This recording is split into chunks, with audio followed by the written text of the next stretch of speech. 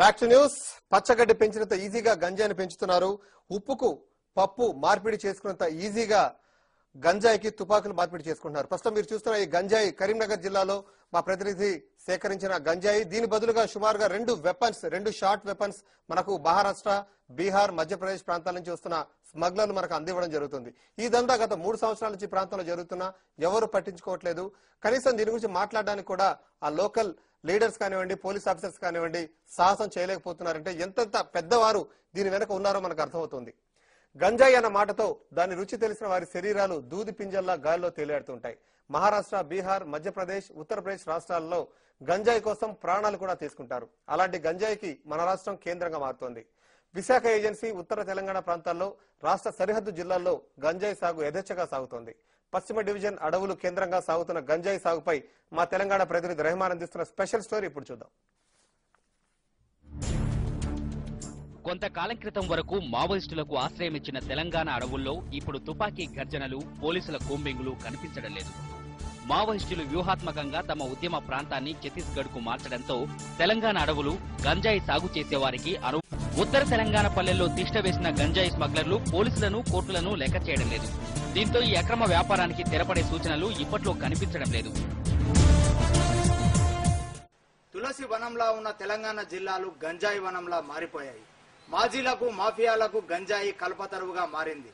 బీహార్, ముంబై అక్రమ రవాణా చేసే అక్రమార్కులు గంజాయిని మారకంగా ఉపయోగించి తమ ఆయుధాలు అమ్ముతున్నారంటే గంజాయి ప్రాధాన్యత ఇట్లే అర్థం చేసుకోవచ్చు. ఇవే అడవులు అడ్డాగా మార్చుకొని తమ అక్రమ వ్యాపారాలు కొనసాగిస్తున్నారు. గంజాయి కలిగి ఉంటే 6 ఏళ్ల వరకు జైలు శిక్ష అనుభవించాల్సి ఉంటుంది. ఈ చీకటి కోణాన్ని వెలుగులోకి తెచ్చేందుకే టీవీ5 గంజాయి కొనుగోలు చేసింది. పశ్చిమ డివిజన్ అడవుల నుంచి రెహమాన్, టీవీ5.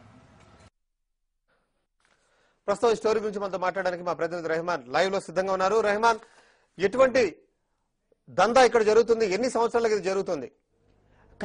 తెలంగాణ జిల్లాలో అడవుల అడ్డాగా గంజాయి అక్రమ రవాణా జరుగుతోంది. అయితే ఈ ముఠాలు మాజీ నక్సల్స్, మాఫియాలు ముఠాలుగా ఏర్పడి అడవుల్లో ఈ అక్రమ వ్యాపారాన్ని కొనసాగిస్తున్నారు.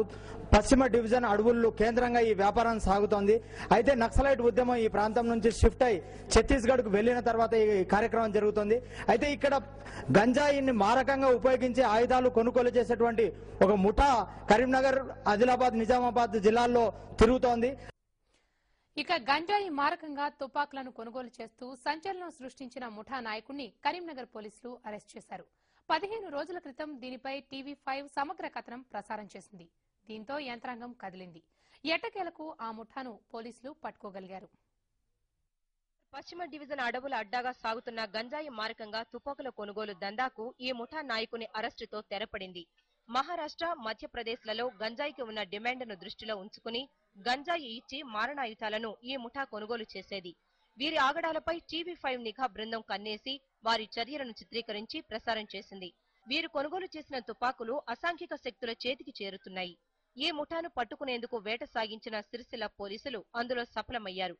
పశ్చిమ డివిజన్ అడవుల్లో ముఠా నాయకుడు శివరామును అరెస్టు చేసి అతని వద్ద నుంచి 8mm తుపాకీ, 5 తూటాలు, ఒక టాటా సుమోతో పాటు 25 కిలోల గంజాయిని స్వాధీనం చేసుకున్నట్టు పోలీసులు వివరించారు. గంజాయి మారకంగా మధ్యప్రదేశ్, బీహార్ రాష్ట్రాల నుంచి తుపాకులు కొనుగోలు చేసి అసాంఘిక శక్తులకు చేరవేసేటువంటి ముఠాను పోలీసులు అరెస్ట్ చేశారు.